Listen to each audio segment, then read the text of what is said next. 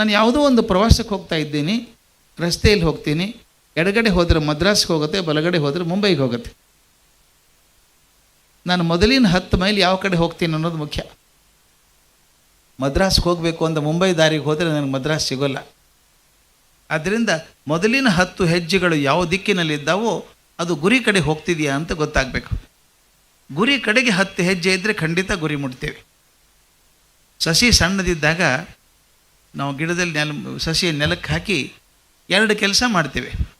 ಒಂದು ಕಡ್ಡಿ ಕೊಡ್ತೇವೆ, ಇನ್ನೊಂದು ಬೇಲಿ ಹಾಕ್ತೇವೆ. ಕಡ್ಡಿ ಕೊಡೋದು ಯಾಕೆ? ಅದು ಸೀದಾ ಹೋಗಲಿ ಅಂತ. ಚೊಟ್ಟಾದರೆ ರಸ್ತೆಗೆ ಬರ್ತದೆ, KB ಅವ್ರು ಕತ್ತರಿಸಿ ಹಾಕ್ತಾರೆ, ಬೈತೀವಿ ಅವ್ರು ಗಿಡ ಕತ್ತರಿಸಿದ್ರು ಅಂತ. ತಪ್ಪು ಅವ್ರದ್ದಲ್ಲ ಅದು. ಗಿಡ ಯಾಕೆ ಸೊಟ್ಟೋಯ್ತು? ಸಣ್ಣದಿರ್ತ ಅದಕ್ಕೆ ಕಡ್ಡಿ ಕೊಟ್ಟಿರಲಿಲ್ಲ, ಮಾರ್ಗದರ್ಶನ ಆಗಿರಲಿಲ್ಲ ಅಂತ. ಸಣ್ಣದಿದ್ದಾಗೆ ಮಾರ್ಗದರ್ಶನ ಕೊಡಬೇಕು. ದೊಡ್ಡದಾದ್ಮೇಲೆ ಕೊಟ್ಟರೆ ಕಡ್ಡಿ ಮುರಿದು ಹೋಗುತ್ತೆ. ನನ್ನ ಕಡೆ ಒಬ್ಬರು ಬಂದಿದ್ದರು, ಸರ್ ನನ್ನ ಮಗನಿಗೂ ಸ್ವಲ್ಪ ಏನಾದರೂ ಅಡ್ವೈಸ್ ಮಾಡ್ತೀರಾ ಸರ್, ಮೊಂಡತನ ಮಾಡ್ತಾನೆ, ಅಪ್ಪನಿಗೆ ತಿರುಗಿ ಮಾತಾಡ್ತಾನೆ ಅಂತ ಅಮ್ಮ ಹೇಳ್ತಾಯಿದ್ರು. ಆಯಿತು, ಎಷ್ಟು ವಯಸ್ಸು ಹುಡುಗನಿಗೆ ಅಂತ ಕೇಳಿದೆ. ಈಗಿನ 32 ಸರ್ ಅಂದರು. ನಾನು 30 ವರ್ಷ ಲೇಟ್ ಆಯಿತು ಅಂತ ಹೇಳಿದೆ. ಹೇಳಬೇಕಾದದ್ದು ನಾವು ವಯಸ್ಸಲ್ಲೇ ಹೇಳಬೇಕು. 32 ವಯಸ್ಸಿಗೆ ಹೇಳೋಕ್ಕಾಗತ್ತಾ? ಗಿಡ ಬಲ್ತ ಮೇಲೆ ಕಡ್ಡಿ ಕೊಟ್ಟರೆ ಕಡ್ಡಿ ಮುರಿದು ಹೋಗುತ್ತೆ. ಆ ರೀತಿಯಿಂದ ಮೊದಲಿನ 10 ವರ್ಷಗಳು ಶಾಲೆಗೆ ಬಹಳ ಮುಖ್ಯ. ಅದು ಯಾವ ದೃಷ್ಟಿಯಲ್ಲಿ ಶಾಲೆಯನ್ನು ಬೆಳೆಸ್ತಾ ಇದ್ದೀರಿ, ಮಕ್ಕಳನ್ನು ಏನು ಮಾಡಬೇಕು ಅಂದ್ಕೊಂಡಿದ್ದೀರಿ? ಮಕ್ಕಳನ್ನು ಬಾಲ್ಯದಲ್ಲಿ ಮಕ್ಕಳ ಮೇಲೆ ತುಂಬ ಪರಿಣಾಮ ಬೀರುವಂಥವ್ರು 2 ಜನ. ಒಂದು ತಂದೆ ತಾಯಿ ಮನೆಯಲ್ಲಿ, ಇನ್ನೊಂದು ಶಿಕ್ಷಕರು ಶಾಲೆಯಲ್ಲಿ. ನಾನು ಕಂಡಿದ್ದೇನೆ, ಒಬ್ಬೊಬ್ಬ ಶಿಕ್ಷಕ ಒಬ್ಬ ಜೀವನ ಬದಲಾಯಿಸ್ಬಿಡ್ತಾನೆ, ಹುಡುಗರನ್ನ ಜೀವನ ಬದಲಾಯಿಸ್ಬಿಡ್ತಾನೆ. ಒಬ್ಬರು ಅವರೇ ಹೇಳಿದಾಗ ಕೇಳಿದ್ದು ನಾನು ದೆಹಲಿಯಲ್ಲಿ. ಅವ್ರು ಹೇಳಿದರು, ನಾನು ಬಹಳ ಬಡ ಕುಟುಂಬದಲ್ಲಿ ಬೆಳೆದವನು, ಕೇರಳದಲ್ಲಿದ್ದವನು. ಎಷ್ಟು ಬಡತನ ಅಂತಂದರೆ ಗುಡಿಸಲು ಕೂಡ ಬಿದ್ದು ಹೋದರೆ ಕಟ್ಸೋಕೆ ದುಡ್ಡಿಲ್ಲ, ಆ ಥರ ಪರಿಸ್ಥಿತಿಯಲ್ಲಿ ಇದ್ದವರು. ಅಪ್ಪ ಇಲ್ಲ, ಅಮ್ಮನಿಗೆ ಅರ್ಥರೈಟಿಸ್ ಇದೆ, ಕೂತ್ರೆ ಹೇಳೋಕ್ಕಾಗಲ್ಲ, ಎದ್ರೆ ಕೂಡೋಕ್ಕಾಗಲ್ಲ. ಈ ಹುಡುಗ ಶಾಲೆಗೆ ಬರ್ತಿದ್ದ, ಓಡಿ ಬರೋನು. ಶಾಲೆಯಲ್ಲಿ ಮೊದಲನೇ ಪೀರಿಯಡು ಗಣಿತ ಮೇಷ್ಟ್ರದು. ಎಲ್ಲರೂ ಜಯಸಿಂಹನಂಗೆ ಇರೋಲ್ಲ, ಒರಟಾಗಿರ್ತಾರೆ, ಭಾಳ ಜೋರಾಗಿರ್ತಾರೆ. ಆ ಮೇಷ್ಟ್ರು ಭಾಳ ಸ್ಟ್ರಿಕ್ಟ್ ಅವರು. 5 ನಿಮಿಷ ಲೇಟಾಗಿ ಬಂದು ಹೊರಗೆ ಕಳಿಸ್ತಿದ್ರು, ಹೊರಗೆ ಕಳಿಸ್ತಾಯಿದ್ರು. ಈ ಹುಡುಗ ಬಂದ, ಕ್ಲಾಸಿಗೆ ಲೇಟ್ ಆಗಿತ್ತು, ಹೊರಗೆ ನಿಂತ್ಕೊ, ಒಳಗೆ ಬರಬೇಡ ಅಂದರು. ಹೊರಗಡೆ ನಿಂತ್ಕೊಂಡು ಕಿಟಕಿಯಲ್ಲಿ ನೋಡ್ತಾ ಮೇಷ್ಟ್ರು ಬೋರ್ಡ್ ಮೇಲೆ ಏನು ಬರೀತಿದ್ರು ಅದು ಬರ್ಕೋತಾ ಇದ್ದ. ಮೇಷ್ಟ್ರು ಕ್ಲಾಸ್ ಮುಗಿಸಿ ಹೊರಗೆ ಬಂದು ನೋಡಿದರು. ಏನು ಬರ್ಕೊಂಡಿದ್ದೆ ತೋರಿಸು ಅಂದರು. ನೋಡಿದರೆ ಒಳಗೆ ಕೂತೋರ್ಕಿಂತ ಚೆನ್ನಾಗಿ ಬರ್ಕೊಂಡಿದ್ದಾನೆ ಹುಡುಗ. ಅಲ್ಲೋ, ಇಷ್ಟು ಬುದ್ಧಿವಂತ ಇದ್ದಿ, ಯಾಕೆ ಲೇಟಾಗಿ ಬರ್ತೀವಿ ಕ್ಲಾಸಿಗೆ ನೀನು ಅಂತ ಕೇಳಿದರು. ಆತ ಹೇಳಿದ, ನಾನು ಏನು ಮಾಡಲಿ ಸರ್, ಭಾಳ ಕಷ್ಟ ಇದೆ. ಅಮ್ಮನಿಗೆ ಕೂತ್ರೆ ಹೇಳೋಕ್ಕಾಗಲ್ಲ, ಇದ್ದರೆ ನಿಲ್ಲೋಕ್ಕಾಗಲ್ಲ. ನಾವು ಊರಲ್ಲಿ ಯಾರೂ ಮುಡಿಸ್ಕೊಳ್ಳಲ್ಲ ಸರ್, ನಾವು ದಲಿತರು. ಅದಕ್ಕೆ ಊರಲ್ಲಿ ಒಂದು ಬಾವಿ ಇದೆ, ನಮ್ಗೆ ಅವಕಾಶ ಇಲ್ಲ. 3 ಮೈಲಿ ದೂರ ಹೋಗಿ 2 ಕೊಡ ನೀರು ತೊಗೊಂಬರ್ತೀನಿ ಸರ್. ನಾನು ಅಮ್ಮನಿಗೆ ಅಡುಗೆಗೆ ಸಹಾಯ ಮಾಡ್ತೀನಿ, ಮಾಡಿ ನಾನು ಡಬ್ಬ ತುಂಬ್ಕೊಂಡು ಓಡಿ ಬರಬೇಕು. ಬಸ್ಸಿಗೆ ಕೊಡೋಷ್ಟು ದುಡ್ಡಿಲ್ಲ ನನಗೆ, ಓಡಿ ಬರಬೇಕು, 4 ಕಿಲೋಮೀಟ್ರ್ ಓಡ್ಕೊಂಬರ್ಬೇಕು. ಒಂದೊಂದು ಸಲ ಲೇಟ್ ಆಗುತ್ತೆ ಸರ್ ಅಂತ ಅಳೋಕೆ ಶುರು ಮಾಡಿದ. ಆದರೆ ನಾಳೆಯಿಂದ ಲೇಟಾಗಿ ಬಂದರೂ ಕೂಡ ನಾನು ಕ್ಲಾಸ್ ಒಳಗೆ ಕೂತ್ಕೊಂಡು ಪರ್ಮಿಷನ್ ಕೊಡ್ತೇನೆ. ಅದರೊಂದು ಕಂಡೀಷನ್ ಇದೆ, ದಿನ ಶಾಲೆ ಬಿಟ್ಟ ಮೇಲೆ 1 ತಾಸು ನನ್ನ ಜೊತೆಗಿರಬೇಕು. ಆಯಿತು ಸರ್ ಅಂದ. ಮೇಷ್ಟ್ರು ಕೂತ್ಕೋಬೇಕು, ನಿನಗೆ ಯಾವ ವಿಷಯ ಅರ್ಥ ಆಗಿಲ್ಲ ಹೇಳು. ತನಗೆ ಗೊತ್ತಿದ್ದರೆ ತಾವು ಹೇಳೋರು, ಇದ್ರೆ ಬೇರೆ ಮೇಷ್ಟ್ರು ಕರೆಸಿ ಪಾಠ ಮಾಡಿಸೋರು. ಹೇಳು ಹುಡುಗನಿಗೆ, ಹೇಳಿ ಇವನಿಗೆ ಬುದ್ಧಿವಂತ ಇದ್ದಾನೆ ಅಂತ. ಆ ಹುಡುಗ SSLCಗೆ ತನ್ನ ರಾಜ್ಯಕ್ಕೆ ಮೊದಲನೇ ನಂಬರ್ ಬಂದ, ಫಸ್ಟ್ ರ್ಯಾಂಕ್ ಬಂತು. ಮೇಷ್ಟ್ರು ಇದ್ರು, ಬೆಳೆಸು, ಮುಂದೆ ಅಹಂಕಾರ ಬರೋದು ಬೇಡ, ಡಿಗ್ರಿ ಮಾಡು ಅಂದರು. ಡಿಗ್ರಿ ಮಾಡಿದ, ಅಲ್ಲೂ ಫಸ್ಟ್ ರ್ಯಾಂಕ್ ಬಂದ. ಯೂನಿವರ್ಸಿಟಿಗೆ ಚೆನ್ನಾಗಿ ಪ್ರಯತ್ನ ಮಾಡು, ಬೆಳೆಸು ಅಂತಂದರು. ನೀ ಇಂಜಿನಿಯರು ಡಾಕ್ಟ್ರ್ ಆಗಬೇಡ, ನೀನು IAS ಆಗು ಅಂದರು. UPSC ಪರೀಕ್ಷೆ ಕೂತ್ಕೊಂಡ, ಅಲ್ಲೂ ಟಾಪ್ ರ್ಯಾಂಕ್ ಬಂದು. ಅವನು IAS ಆರಿಸ್ಕೊಳ್ಳಿಲ್ಲ, IFS ಆರಿಸ್ಕೊಂಡ, ಇಂಡಿಯನ್ ಫಾರಿನ್ ಸರ್ವಿಸ್ ಆರಿಸ್ಕೊಂಡ. ವಿದೇಶಿ ವಿತ್ರಿ ಖಾತೆಯಲ್ಲಿ ಉಳ್ಕೊಂಡ, ದೊಡ್ಡವನಾದ, ಸಾಧನೆ ಮಾಡಿ ಭಾರತದ ರಾಯಭಾರಿ ಅಂತ ಅಮೇರಿಕಕ್ಕೆ ಹೋದ ಹುಡುಗ. ವಾಪಸ್ ಬಂದಮೇಲೆ ಭಾರತದ ಉಪರಾಷ್ಟ್ರಪತಿಯಾಗಿ ಕೊನೆಗೆ ರಾಷ್ಟ್ರಪತಿ ಆದರೂ ಡಾಕ್ಟರ್ KR ನಾರಾಯಣನ್. ಎಷ್ಟು ಜನ ಕೊಡಿದ್ದಿರೋ ಗೊತ್ತಿಲ್ಲ. ಆ ಮನುಷ್ಯ ಹೇಳುವಾಗ ಕಣ್ಣಲ್ಲಿ ನೀರು ಒಸರ್ತಿತ್ತು. ನಾನು ನೋಡಿದಾಗ ಎಲ್ಲಿ ಅವ್ರು ರಾಷ್ಟ್ರಪತಿ ಹುದ್ದೆ ಬಿಟ್ಟ ಮೇಲೆ ಒಂದು ಸಂದರ್ಭ ಆಯಿತು, ಅವ್ರ ಕಣ್ಣಲ್ಲಿ ನೀರು ಒಸರಬೇಕು. ಹೇಳಿದ್ರು, ಇವತ್ತು KR ನಾರಾಯಣನಿಗೆ ಬೆಲೆ ಇದೆ, ರಾಷ್ಟ್ರಪತಿ ಅಂತಾರೆ. ಆದರೆ ಒಂದು ಕಾಲದಲ್ಲಿ ನನಗೆ ಊಟ ಇರಲಿಲ್ಲ, ಮೇಷ್ಟ್ರು ಇನ್ನೊಂದು ಸಲ ಪಾಠ ಮಾಡಿ ಅಂತ ಕೇಳೋ ಧೈರ್ಯ ಇರಲಿಲ್ಲ ನನಗೆ. ಆ ಮೇಷ್ಟ್ರು ಇದ್ದಾರಲ್ಲ, ಇವತ್ತು ನೆನೆಸ್ಕೋತೀನಿ ನಾನು, ಅವರಿಂದಾಗಿ ಇವತ್ತು ನಾನು ಆದದ್ದು ಅಂತ. ಇದು ಯಾಕೆ ಹೇಳ್ತೀನಿ ಅಂದರೆ, ಒಬ್ಬ ಕಳಕಳಿ ಇರುವಂಥ ಶಿಕ್ಷಕ, ಮಕ್ಕಳನ್ನು ತನ್ನ ಮಕ್ಕಳು ಅಂತ ಕಾಯಿಸುವಂಥ ಒಬ್ಬ ಶಿಕ್ಷಕ ಇದ್ದರೆ ಮಕ್ಕಳ ಜೀವನ ಪರಿವರ್ತನೆ ಆಗ್ತದೆ. ನನ್ನ ಮಟ್ಟಿಗೆ ಶಿಕ್ಷಣ ಅಂದರೆ ಸರ್ಟಿಫಿಕೇಟ್ ಅಲ್ಲ. 10 ಸಲ ಹೇಳಿದ್ದೇನೆ ನಾನು, ಸರ್ಟಿಫಿಕೇಟ್ ಅಲ್ಲ. ನಾನು ಎಷ್ಟೋ ಜನ ನೋಡಿದ್ದೇನೆ ಬದುಕಿನಲ್ಲಿ ಎಲ್ಲ ಪರೀಕ್ಷೆಯಲ್ಲೂ ಫಸ್ಟ್ ರ್ಯಾಂಕ್ ಬಂದು ಜೀವನದಲ್ಲಿ ಮೂರ್ಖರಾದವ್ರನ್ನೂ ಕಂಡಿದ್ದೇನೆ. ಯಾವ ಪರೀಕ್ಷೆನೂ ಪಾಸ್ ಆಗಲಾರದೆ ಜೀವನದಲ್ಲಿ ಯಶಸ್ಸು ಪಡ್ಕೊಂಡವ್ರನ್ನೂ ಕಂಡಿದ್ದೇನೆ. ಆದ್ದರಿಂದ ಸರ್ಟಿಫಿಕೇಟ್ ಮುಖ್ಯ ಅಲ್ಲ, ಯಾವ ಮೌಲ್ಯಗಳನ್ನು ನನ್ನ ಮಕ್ಕಳಲ್ಲಿ ಹಾಕ್ತೇನೆ ಅನ್ನೋದು. ಈ ಶಾಲೆ ಶುರು ಆದಾಗಿನಿಂದ ನನಗೆ ಅದೊಂದೇ ಇರೋದು ಚಿಂತೆ ಈ ಶಾಲೆ ಬಗ್ಗೆ. ಭಾಳ ಒಳ್ಳೆಯ ಶಾಲೆ ಇದು. ಯಾವ ಮೌಲ್ಯಗಳನ್ನು ಮಕ್ಕಳಿಗೆ ಹಾಕ್ತೇನೆ? ತಂದೆ ತಾಯಿ ಬಗ್ಗೆ ಪ್ರೀತಿ ಕಲಿಸ್ತೀನ, ನನ್ನ ದೇಶದ ಬಗ್ಗೆ ಪ್ರೀತಿ ಕಲಿಸ್ತೀನ, ನನ್ನ ಭಾಷೆ ಬಗ್ಗೆ ಪ್ರೀತಿ ಕಲಿಸ್ತೀನ. ಇದೆಲ್ಲ ಕಲಿಸೋದಾದರೆ ನನ್ನ ಮಕ್ಕಳು ಎಲ್ಲರೂ ನಿಂತ್ಕೋತಾರೆ, ದೊಡ್ಡದಾಗಿ ನಿಂತ್ಕೋತಾರೆ, ಸಾಧಿಸ್ತಾರೆ. ಹಾಗೆ KR ನಾರಾಯಣನ್ ಹೇಳಿದ್ರು, ನನಗೂ ಒಂದು ಆಸೆ, ಇಲ್ಲಿ ಕಲಿತಂಥ ಮಗು ಭಾರತದ ರಾಷ್ಟ್ರಪತಿ ಆಗಬೇಕು. ಯಾಕಾಗಬಾರ್ದು? ಎಲ್ಲೋ ರಾಮೇಶ್ವರಂದಲ್ಲಿ ಓದಿದಂಥ ಹುಡುಗ ಕಲಾಂ ಆಗಿ ರಾಷ್ಟ್ರಪತಿ ಆಗೋದಾದರೆ, ಎಲ್ಲೋ ಪಂಜಾಬದ ಹಳ್ಳಿಯಲ್ಲಿ ಓದಿದಂಥ ಹುಡುಗ ಮನಮೋಹನ್ ಸಿಂಗ್ ಆಗಿ ಪ್ರಧಾನಮಂತ್ರಿ ಆಗೋದಾದರೆ, ರೈಲ್ವೆ ಪ್ಲ್ಯಾಟ್ಫಾರ್ಮ್ ಮೇಲೆ ಚಹಾ ಮಾರ್ತಿದ್ದಂಥ ಹುಡುಗ ಭಾರತದ ಪ್ರಧಾನಮಂತ್ರಿ ಆಗೋದಾದರೆ, ನಮ್ಮ ಮಹಾನ್ ಅಂಜನಾದ್ರಿ ಶಾಲೆಯಲ್ಲಿ ಕಲಿತಂಥ ಮಕ್ಕಳು ಯಾಕಾಗಬಾರ್ದು? ಖಂಡಿತ ಆಗ್ತಾರೆ. ಅದಕ್ಕೆ ಇಬ್ಬರೂ ಸೇರಿ ಕೆಲಸ ಮಾಡಬೇಕಾಗತ್ತೆ. ದಯವಿಟ್ಟು ನಿಮ್ಮ ಮೇಲೆ ಪ್ರಾರ್ಥನೆ ಮಾಡ್ಕೊಳ್ಳೋದು ಇಷ್ಟೇ, ಮಕ್ಕಳನ್ನು ಪ್ಯಾಂಪರ್ ಮಾಡಬೇಡಿ. ತುಂಬ ಪ್ಯಾಂಪರ್ ಆಗ್ತದೆ. ಈಗ ನನಗೆ ಎಷ್ಟೆಷ್ಟೆಲ್ಲ ಗಾಬರಿ ಆಗುತ್ತೆ ನನಗೆ. ಈ ಸಣ್ಣ ವಯಸ್ಸಿನ ತಂದೆ ತಾಯಿಗಳು ಮಕ್ಕಳನ್ನು ಬೆಳೆಸೋ ರೀತಿ ನೋಡಿದಾಗ ಗಾಬರಿ ಆಗುತ್ತೆ. ಈಗೆಲ್ಲ ಮೊದಲ ಹಾಗೆ 4-5 ಮಕ್ಕಳಿಲ್ಲ, ಒಂದು ಭಾಳ ಅಂದರೆ ಹೆಚ್ಚು. ಸಿಂಗಲ್ ಚೈಲ್ಡ್ ಸಿಂಡ್ರೋಮ್ ಅಂತ ಕರಿತೀವಿ. ಆ ಮಕ್ಕಳನ್ನು ದುರ್ಬೀನ್ ಕೆಳಗಿಟ್ಟು ಬೆಳೆಸ್ತೇವೆ ನಾವು. ನೀವು ಹೇಗೆ ಮಾಡ್ತೀರೋ ಗೊತ್ತಿಲ್ಲ, ಬಹುಶಃ ನಿಮ್ಗೆ ಆಗ್ತಿದ್ರೆ ದಯವಿಟ್ಟು ವಿಚಾರ ಮಾಡಿ. ಮನೇಲಿ ಒಂದು ಮಗು ಇದ್ದರೆ ಎಷ್ಟು ಆಟಿಕೆ ಸಾಮಾನು ತರ್ತೀವಿ ನೆನಪಿದೆಯಾ? ಮನೇಲಿ ಒಂದು ನರ್ಸರಿ ಆಗುವಷ್ಟು ಆಟಿಕೆ ಸಾಮಾನೇ ಇರುತ್ತೆ ಪ್ರತಿಯೊಂದು ಮನೇಲಿ. ಊರಿಗೆ ಹೋದಾಗಲೆಲ್ಲ ಮಗುಗೆ ಬೇಕು, ತಂದು ಹಾಕೋದು. ಎಷ್ಟು ಬಟ್ಟೆ ತರ್ತೀವಿ ಗೊತ್ತಾ? ಆ ಮಗು 3 ಸಲ ಬಟ್ಟೆ ಹಾಕ್ಕೊಳ್ಳಲ್ಲ, ಅಷ್ಟೊಂದು ಬಟ್ಟೆ ಇದೆ. ಇದು ಯಾಕೆ ಮುಖ್ಯ ಅಂತ ಹೇಳ್ತೀನಂದರೆ, ಮಕ್ಕಳಿಗೆ ಪ್ರೀತಿ ಬೇಕು. ಪ್ರೀತಿ ವಸ್ತುವಿನ ಮೂಲಕ ಆಗಬೇಕಾಗಿಲ್ಲ, ನಿಮ್ಮ ಅಂತಃಕರಣದ ಮೂಲಕ ಆಗಬೇಕು. ವಸ್ತುಗಳು ತಂದು ಕೊಡ್ಬೋದು. ಸ್ಟ್ಯಾನ್ಫೋರ್ಡ್ ಯೂನಿವರ್ಸಿಟಿ ಒಂದು ದೊಡ್ಡ ರಿಸರ್ಚ್ ಮಾಡಿದ್ದಾರೆ, ನನಗಂತೂ ಭಾಳ ಮುಟ್ಟಿಬಿಟ್ಟಿದೆ ಹೃದಯಕ್ಕದು. ಅವ್ರು ಹೇಳ್ತಾರೆ, ಮನೇಲಿ ಇಷ್ಟೊಂದು ಆಟಿಕೆ ಸಾಮಾನು ಹಾಕಿದ್ದೀವಲ್ಲ, 4 ಕಳೆದ್ರೂ ಕೂಡ ಮಗುಗೇನು ಗೊತ್ತೇ ಆಗಲ್ಲ. ಮಗು ಕೇಳಿಲ್ಲ ನಿಮ್ಗೆ ಆಟಿಕೆ ಸಾಮಾನು ತಂದು ಕೊಡಿ ಅಂತ, ನಾವೇ ತಂದು ಹಾಕೋದು. ಕಳೆದ್ರೆ ಗೊತ್ತಾಗಲ್ಲ, ಅದಕ್ಕೆ ಇನ್ನೊಂದು ತಂದು ಕೊಡು ಅಂತದೆ. ನಾನು ಸಣ್ಣವನಿದ್ದಾಗ ಒಂದು ಟೆನ್ನಿಸ್ ಬಾಲ್ ಬೇಕು ಅಂತ ನಮ್ಮ ತಂದೆನ 6 ತಿಂಗಳು ಕಾಡಿದ್ದೆ. ಕೊನೆಗೆ ಕೊಡಿಸಿದ್ರು, ಆದರೆ 2 ವರ್ಷ ಇಟ್ಕೊಂಡಿದ್ದೆ ಅದನ್ನು. ನನಗೆ ಇನ್ನೊಂದು ಬಾಲ್ ಸಿಗಲ್ಲ ಅಂತ ಗೊತ್ತಿದ್ದೆ. ನನಗೆ ವಸ್ತುವಿನ ಬೆಲೆ ಅರ್ಥ ಆಗೋದು ಅದು ನನಗೆ ಬೇಕಾದಾಗ ಮಾತ್ರ. ನನಗೆ ಬೇಕಾಗಲಾರದೆ ತಂದು ತುಂಬಿದಾಗ ವಸ್ತುವಿನ ಬೆಲೆ ಇಲ್ಲ ನನಗೆ. ಆ ಸ್ಟ್ಯಾನ್ಫೋರ್ಡ್ ರಿಸರ್ಚ್ ಹೇಳುತ್ತೆ, ಯಾವುದು ವಸ್ತುವಿನ ಬೆಲೆ ಕಮ್ಮಿ ಆಗುತ್ತಾ ಹೋಗುತ್ತೋ ಅದೇ ಥರ ಸಂಬಂಧಗಳ ಬೆಲೆ ಕೂಡ ಕಮ್ಮಿ ಆಗ್ತಾ ಹೋಗ್ತದೆ ಅಂತ. ಇದು ಭಾಳ ದುಃಖಕರವಾದ ವಿಷಯ. ಅಪ್ಪ ಅಮ್ಮ ಇರ್ತಾರೆ, ಏನು ಮಾಡೋಕ್ಕಾಗ್ತದೆ, ಅವ್ರ ಜವಾಬ್ದಾರಿ ಅವ್ರು ಮಾಡಿದರು. ನನ್ನ ಜೀವನ ನನಗೆ, ಅವ್ರ ಜೀವನ ಅವರಿಗೆ. ಸಂಬಂಧಗಳು ಕೂಡ ಅಳ್ಳಕ ಆಗ್ತಾ ಹೋಗ್ತದೆ, ಅಶಕ್ತ ಆಗ್ತಾ ಹೋಗ್ತವೆ ಅಂತ ಹೇಳ್ತಾರೆ. ನಾನು ಈ ಮಹಾನ್ ಅಂಜನಾದ್ರಿ ಶಾಲೆಯಲ್ಲಿ ದೊಡ್ಡ ಅಪೇಕ್ಷೆ ಮಾಡೋದು ನಾನು. ಅದೀಪ್ತಿ ಇದ್ದಾರೆ, very committed worker. I am proud of her. I am really proud of ಹರ್.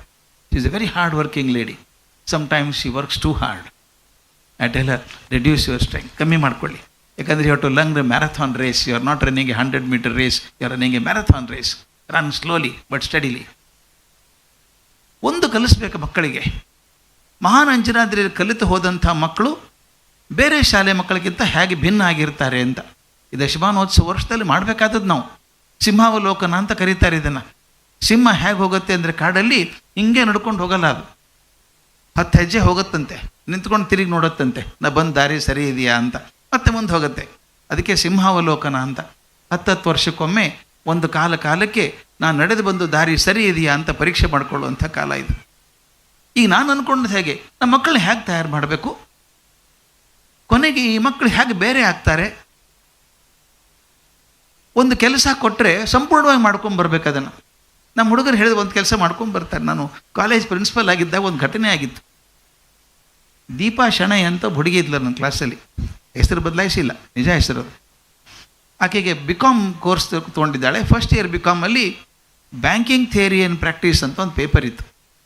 ಅದಕ್ಕೆ 100ಕ್ಕೆ 97 ಮಾರ್ಕ್ಸ್ ಬಂದಿತ್ತು. ಯೂನಿವರ್ಸಿಟಿಗೆ ಫಸ್ಟ್ ಆಗಿದ್ಲಾಕೆ. ನಿಮಗೆಲ್ಲ ಸಂತೋಷ, ಆಕೆ ಫಸ್ಟ್ ರ್ಯಾಂಕ್ ಬರ್ತಾಳೆ ಯೂನಿವರ್ಸಿಟಿಗೆ ಅಂತ. ಒಂದು ದಿವಸ ಅವ್ರ ಅಪ್ಪ ನನಗೆ ಫೋನ್ ಮಾಡಿದರು, ಸರ್ ಒಂದು ತಮಾಷೆ ಆಯಿತು, ನಿಮ್ಗೆ ಹೇಳಬೇಕು ಅನ್ನಿಸ್ತು, ಹೇಳ್ತೀನಿ ಅಂತ. ಏನು ಅಂತ ಕೇಳಿದೆ. ನನ್ನ ಮಗಳಿಗೆ ಒಂದು ಚೆಕ್ ಕೊಟ್ಟೆ, ಇದಾಗಿನ ಕಾಲಕ್ಕೆ, ಇವತ್ತೆಲ್ಲ ATM ಬಂದಿದೆ. ಒಂದು ಚೆಕ್ ಕೊಟ್ಟೆ, ಕ್ಯಾಶ್ ಮಾಡಿಸ್ಕೊಂಬಮ್ಮ ಅಂತ ಕಳಿಸಿದೆ. 10 ನಿಮಿಷಕ್ಕೆ ಬಂದು ಕ್ಯಾಶ್ ಎಲ್ಲಿದೆ ಅಂತ ಕೇಳಿದೆ. ಅವ್ರು ಕ್ಯಾಶ್ ಕೊಡಲಿಲ್ಲಪ್ಪ, ಟೋಕನ್ ಕೊಟ್ಟರು ಅಂತ ಹೇಳಿದ್ಲು.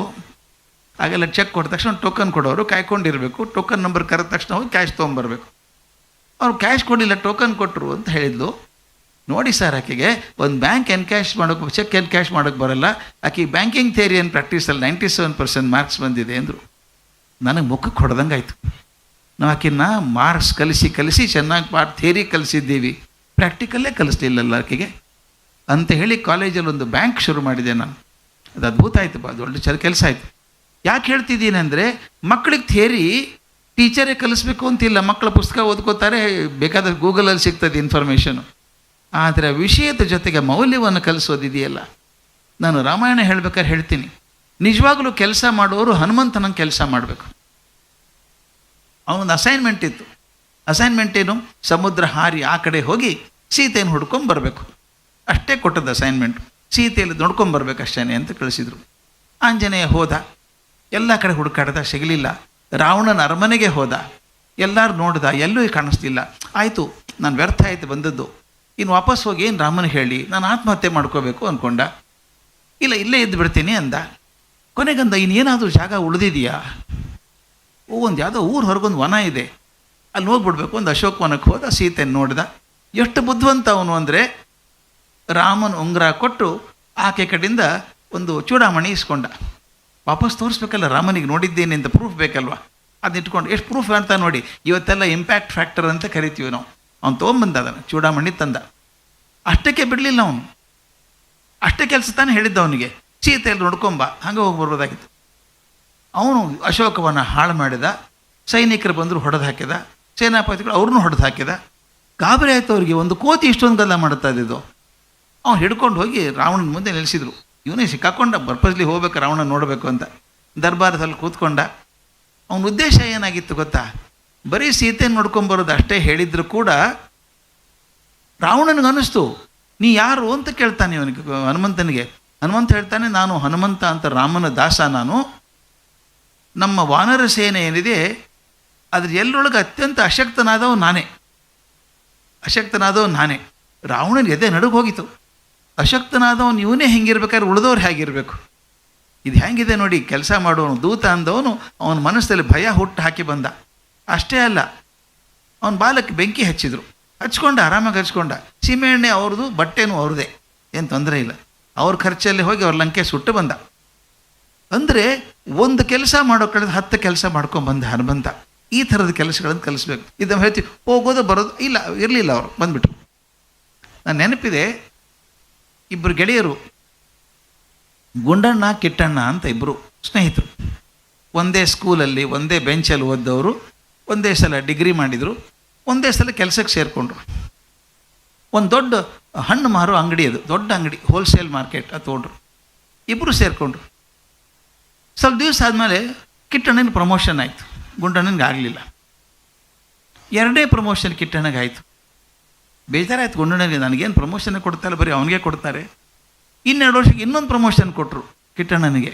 ಈ ಸಲ ಪರಿಸ್ಥಿತಿ ಏನಾಯ್ತು ಅಂದರೆ, ಗುಂಡಣ್ಣ ಹೋಗಿ ಕಿಟ್ಟಣ್ಣನಿಗೆ ರಿಪೋರ್ಟ್ ಮಾಡ್ಕೋಬೇಕು. ಹೊಟ್ಟೆ ಉರಿದೋಯ್ತು ಅವನಿಗೆ.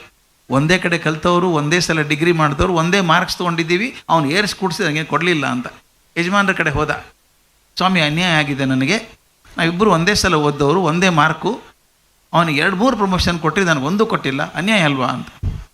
ಹೌದಾ, ಒಂದು ನಿಮಿಷ ಇರಿ ಗುಂಡಣ್ಣ, ಒಂದು ಕೆಲಸ ಮಾಡಬೇಕು, ನಿಮ್ಮ ಪ್ರಮೋಷನ್ ಆಮೇಲೆ ನೋಡೋಣಂತೆ. ಈಗ ಕಲ್ಲಂಗಡಿ ಹಣ್ಣಿ ಬರ್ತಾ ಇದೆ, ಬೇಸಿಗೆ ಬರ್ತಾ ಇದೆ. ಈಗ ಕಲ್ಲಂಗಡಿ ಹಣ್ಣು ತುಂಬ ಡಿಮ್ಯಾಂಡ್ ಇದೆ ಮಾರ್ಕೆಟಲ್ಲಿ. ಅಂಗಡಿಯಲ್ಲಿ ಹೋಗಿ ನೋಡ್ಕೊಂಬನ್ನಿ, ಹಣ್ಣು ಬಂದಿದೆಯಾ ಅಂತ. ಆಯಿತು ಸರ್ ಅಂದ. ಗೊಣಕೊಂಡು ಹೋದ, ನಾ ಕೇಳಿದ ಪ್ರಮೋಷನ್ ಇವ್ರು ಕೆಲಸ ಹಚ್ತಾರೆ ಅಂತ. ಅಂಗಡಿಗೆ ಹೋದ, ಬಂದ 15 ನಿಮಿಷಕ್ಕೆ, ಸರ್ ಕಲ್ಲಂಗಡಿ ಹಣ್ಣು ಒಂದೇ ಅಂಗಡಿಯಲ್ಲಿ ಇದೆ ಸರ್, ಬೇರೆ ಕಡೆ ಇಲ್ಲ. ಹೌದಾ, ಎಷ್ಟಿದೆ ಅಂತ ಅವ್ರ ಕಡೆ ಕಲ್ಲಂಗಡಿ ಹಣ್ಣು? ಅದನ್ನು ಕೇಳಲಿಲ್ಲ ಸರ್. ಮತ್ತೆ ಹೋದ, ಬಂದ, ಸರ್ ಅವ್ರ ಕಡೆಯಿಂದ 50 ಕಿಲೋ ಇದೆ ಅಂತೆ ಸರ್, ರೇಟ್ ಏನಂತೆ? ಅದನ್ನು ಕೇಳಲಿಲ್ಲ ಸರ್ ನಾನು. ಮತ್ತೆ ಹೋದ, ಮತ್ತೆ ಬಂದ, ರೇಟ್ ಕೇಳ್ಕೊಂಬಂದ. ಅಲ್ಲಪ್ಪ, ಒಂದೇ ಸಲ 100 kg ತೊಗೊಂಡ್ರೆ ಕನ್ಸೆಷನ್ ಕೊಡ್ತಾರಂತ, ಅದನ್ನು ಕೇಳಲಿಲ್ಲ ಸರ್ ನಾನು. ನೀ ಇರು ಹಾಗಾದ್ರೆ. ಕಿಟ್ಟಣ್ಣನ ಕರೆದ್ರು. ಕಿಟ್ಟಣ್ಣ, ಕಲ್ಲಂಗಡಿ ಹಣ್ಣು ಬಂದಿದೆ, ನೋಡ್ಕೊಂಬಪ್ಪ ಮಾರ್ಕೆಟಿಗೆ ಹೋಗಿ ಅಂತ. ಅವನು ಒಂದು 2 ತಾಸು ಬೇಕು ಸರ್ ನನಗೆ ಅಂದ. 2 ತಾಸು ತೊಗೊಂಡ್ರು. 2 ತಾಸಿಗೆ ಕಿಟ್ಟಣ್ಣ ಬಂದ. ಗುಂಡಣ್ಣನಲ್ಲೇ ಕೂತಿದ್ದ. ಅವನು ಬಾಸಿಗೆ ರಿಪೋರ್ಟ್ ಮಾಡ್ತಾನೆ ಕಿಟ್ಟಣ್ಣ, ಸರ್ ನಾನು ಹೋಗಿದ್ದೆ, ಒಂದೇ ಅಂಗಡಿಯಲ್ಲಿದೆ ಕಲ್ಲಂಗಡಿ ಹಣ್ಣು, ಇರೋದೇ 30 ಕಿಲೋ ಅವನ ಕಡೆಗೆ, 20 ರೂಪಾಯಿ ಕೆ ಜಿ ಹೇಳ್ತಾನೆ ಸರ್. ನಾನೇನು ಮಾಡಿದೆ, ಈ ಊರು ಬರೋದು ಎಲ್ಲಿದ್ದು ಬರ್ತದೆ, ಮಹಾರಾಷ್ಟ್ರದಿಂದ ಬರುತ್ತೆ ಇದು. ಅಲ್ಲಿ ಫೋನ್ ಮಾಡಿದೆ. ಅವ್ರು ಹೇಳಿದ್ರು ನಿಮಗೆ ಎಷ್ಟು ಬೇಕಾದರೂ ಕೊಡ್ತೀವಿ, ನಮಗೆ 15 ರೂಪಾಯಿ ಕೊಟ್ಟರೆ ಸಾಕು, ಕಿಲೋ ಕೊಡ್ತೀವಿ, ನಿಮ್ಮ ಅಂಗಡಿಗೆ ಸಪ್ಲೈ ಮಾಡ್ತೀವಿ ಅಂದರು. ನಾನೇನು ಮಾಡಿದೆ, ಅವ್ರಿಗೆ ಎಲ್ಲಿದ್ದು ಬರ್ತದೆ ಅಂತ ಕೇಳಿದೆ. ಅಲ್ಲಿ ಕಲ್ಲಂಗಡಿ ಹಣ್ಣಿ ಬೆಳೆಗಾರರು ಒಂದು ಸಂಘ ಇದೆ, ಅಲ್ಲಿ ಫೋನ್ ಮಾಡಿದೆ. ಅವ್ರು ಹೇಳಿದ್ರು ನಿಮ್ಗೆ ಬೇಕಾದ ನಿಮ್ಗೆ ಲಾರಿಲಿ ತಂದು ಕೊಡ್ತೀವಿ, 12 ರೂಪಾಯಿಗೆ ಕೆ ಜಿ ತಂದು ಕೊಡ್ತೀವಿ ನಿಮ್ಮ ಅಂಗಡಿಗೆ ಅಂದರು. ಅಲ್ಲಿ ಕನೇರಿ ಅಂತ ಒಂದು ಊರಿದೆ ಸರ್, ಅಲ್ಲಿ ಎಲ್ಲ ತಂದು ಗೋಡೌನಲ್ಲಿ ಇಟ್ಟಿರ್ತಾರೆ. ಅವ್ರಿಗೆ ಫೋನ್ ಮಾಡಿದೆ. ಅವ್ರು ಹೇಳಿದರು ಏನು ಚಿಂತೆ ಮಾಡಬೇಡಿ, ನೀವು ಬೇಕಾದಷ್ಟು ಹಣ್ಣುಗಳನ್ನು ನಾವು ನಿಮಗೆ 10 ರೂಪಾಯಿಗೆ ತಂದು ನಿಮ್ಮ ಅಂಗಡಿಗೆ ತಂದು ಕೊಟ್ಟು ಹೋಗ್ತೀವಿ ಅಂದರು ಸರ್. ಅದಕ್ಕೆ ಆರ್ಡರ್ ಕೊಡ್ಬೋದು ಸರ್ ಅಂದ. ಗುಂಡಣ್ಣ ಎದ್ದ, ಕಿಟ್ಟಣ್ಣಗೆ ಪ್ರಮೋಷನ್ ಕೊಟ್ಟದ್ದು ಸರಿ ಇದೆ ಸರ್ ಅಂತ ಹೇಳ್ದ. ನಮ್ಮ ಹುಡುಗರು ಕಿಟ್ಟಣ್ಣಂಗೆ ಆಗಬೇಕು, ಗುಂಡಪ್ಪನಂಗೆ ಆಗಬಾರ್ದು. ಒಂದು ಕೆಲಸ ಆಯ್ತು 10 ಕೆಲಸ ಮಾಡ್ಕೊಂಬರ್ಬೇಕು. ಆ ವ್ಯವಹಾರ ಚತುರತೆಯನ್ನು ನಾವು ಕ್ಲಾಸಲ್ಲಿ ಕಲಿಸೋದಾದರೆ ಮಕ್ಕಳಿಗೆ ನಾಳೆ ತಮ್ಮ ಜೀವನ ಕಂಡುಕೋತಾರೆ. ಅದು ನನಗೊಂದು ಆಸೆ. ಮೌಲ್ಯಗಳ ಮೂಲಕ, ವ್ಯವಹಾರ ಜ್ಞಾನದ ಮೂಲಕ ಸಿಗುವಂಥ ಶಿಕ್ಷಣ ಜೀವನಕ್ಕೆ ಚೇತೋಹಾರಿ ಆಗತ್ತೆ, ಜೀವನಕ್ಕೊಂದು ಹೊಸ ನಿರ್ದೇಶನ ಕೊಡುತ್ತೆ. ಅದಿಲ್ಲದೆ ಬರೀ ಪುಸ್ತಕ ಓದಿ ಕ್ವಶನ್ ಆನ್ಸರ್ ಬರೆದವರು ತಾವು ದಯವಿಟ್ಟು ತಿಳ್ಕೊಳ್ಳಿ, ತಾವು ಎಲ್ಲ ಪರೀಕ್ಷೆಗಳನ್ನು ಪಾಸಾಗಿದ್ದೀರಿ. ಆ ವಿಷಯ ಏನಾದರೂ ನೆನಪಿದೆಯಾ ನಮಗೆ? ಏನಾದರೂ ಈಗ ಓದಿದ ಪರೀಕ್ಷೆ ವಿಷಯ 3 ತಿಂಗಳಲ್ಲಿ ಹಾರಿ ಹೋಗಿರುತ್ತೆ, ಇರಲ್ಲ ಅದು. ಆದರೆ ನೀವು ಶಾಲೆಯಲ್ಲಿದ್ದಾಗ ಮಾಡಿದಂಥ ಚಟುವಟಿಕೆಗಳೇನಿದ್ದಾವಲ್ಲ ಅದೆಂದೂ ಮರೆಯಲ್ಲ. ಒಂದು ನಾಟಕ ಮಾಡಿದರೆ ಇವತ್ತು ನೆನೆಸ್ಕೋತೀರಿ, ಆ ಪಾತ್ರ ವಹಿಸಿದ್ದೆ ನಾನು. ಡಿಬೇಟ್ ಕಾಂಪಿಟೇಷನಲ್ಲಿದ್ದೆ ನೆನೆಸ್ಕೋತೀರಿ. ಯಾಕೆ ಮುಖ್ಯ ಆಗುತ್ತೆ ಚಟುವಟಿಕೆಗಳು ಅಂದರೆ ಅದರ ಮೂಲಕ ಜೀವನದ ಮೌಲ್ಯಗಳನ್ನು, ವ್ಯವಹಾರ ಚತುರತೆಯನ್ನು ಕಲಿಸ್ಕೊಡೋಕ್ಕಾಗತ್ತೆ. ನನಗೆ ತುಂಬ ಖುಷಿಯಾಗೋದು ಮಹಾನಾಂಜನಾದ್ರಿಯಲ್ಲಿ ಎಲ್ಲ ಮಕ್ಕಳಿಗೂ ಆ ಚಟುವಟಿಕೆಗಳನ್ನು ಮಾಡಿಸ್ತಾರೆ. ಆ 2 ಮಕ್ಕಳು ಕಂಪೇರಿಂಗ್ ಎಷ್ಟು ಚೆನ್ನಾಗಿ ಮಾಡಿದ್ರು ನೋಡಿದ್ರೆ ಅವರು ತುಂಬ ಖುಷಿ ಆಯ್ತು ನನಗೆ. Young children, they are doing so beautifully. Elderly people are scared of coming on the stage and talking to people, but these children did so remarkably well, outstanding. ಅದಕ್ಕೆ ಆ ಮೌಲ್ಯ ಕಲಿಸ್ಬೇಕು ನಮ್ಮ ಮಕ್ಕಳಿಗೆ. ದಯವಿಟ್ಟು ಅವಕಾಶ ಕೊಡಿ, ನಿಮ್ಮ ಮಕ್ಕಳಿಗೆ ಅವಕಾಶ ಕೊಡಿ ಭಾಗವಹಿಸುವಂಥದ್ದು. ಯಾವುದೇ ಅವಕಾಶ ಬಂದು ನೀನೇನು ಹೋಗ್ತೀವಿ ಕೂತ್ಕೋ, ಅದ್ಯಾಕೆ ಮಾಡ್ತೀವಿ ಬಿಡು ಅನ್ಬೇಡಿ. ಉತ್ತೇಜನ ಕೊಡಿ.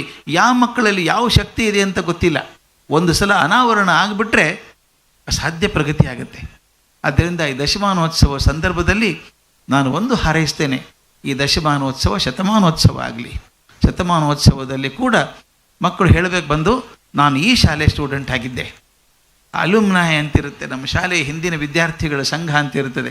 ಅಲ್ಲಿ ಬಂದಾಗ ಅನ್ನಿಸ್ಬೇಕು it is almost world's who's who, not India's who's who, world's who's who ಆಗಬೇಕು. ಆ ಥರ ಮಕ್ಕಳು ಆಗಲಿ.